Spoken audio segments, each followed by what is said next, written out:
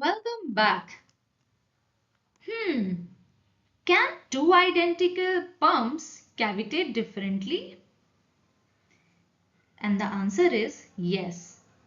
The answer lies in invisible nuclei. Now, imagine I have two identical pumps, the same operating conditions, but one suffers heavy cavitation while the other barely does.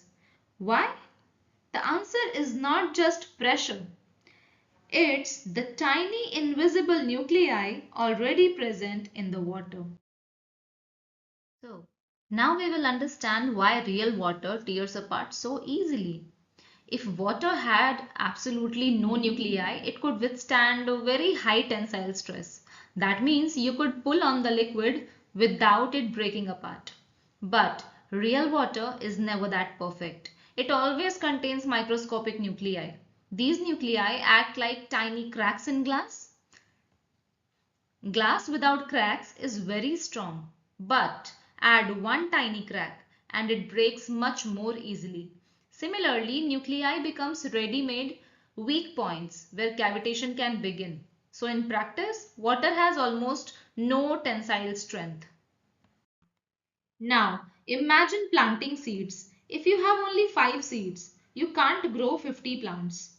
Similarly, if water contains very few nuclei, only a few cavitation bubbles can form. Bubble generation is limited by the number of available nuclei. Now, imagine the opposite. Your entire field is already full of plants. Adding more seeds would change nothing. Exactly the same happens here. Beyond a certain nuclei concentration, adding more nuclei does not increase cavitation because the flow is already activating all the nuclei it can use.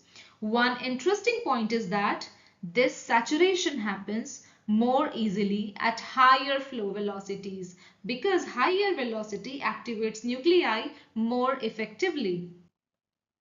The last concept is often overlooked. Suppose two pumps reach exactly the same minimum pressure. Will they always produce the same cavitation? Not necessarily. Why? Because the shape of the pressure drop also matter. Think of climbing down a staircase. One staircase has many gentle steps and the other has one sudden drop. Both reach the same final level, but the journey is completely different. Similarly, a flat pressure distribution keeps the bubble in a low pressure region for longer, allowing it to continue growing. A peaky pressure distribution gives a sharp pressure dip over a short distance, so bubble growth behaves differently. That is why pressure distribution, not just minimum pressure, influences cavitation. So, throughout this and the past videos, we have learned that cavitation is not just about low pressure. It starts with microscopic nuclei, depends on their stability, their pressure balance, their activation, and finally on how many nuclei are present and how the pressure field interacts with them. That's the complete journey from an invisible microbubble to the full cavitation process.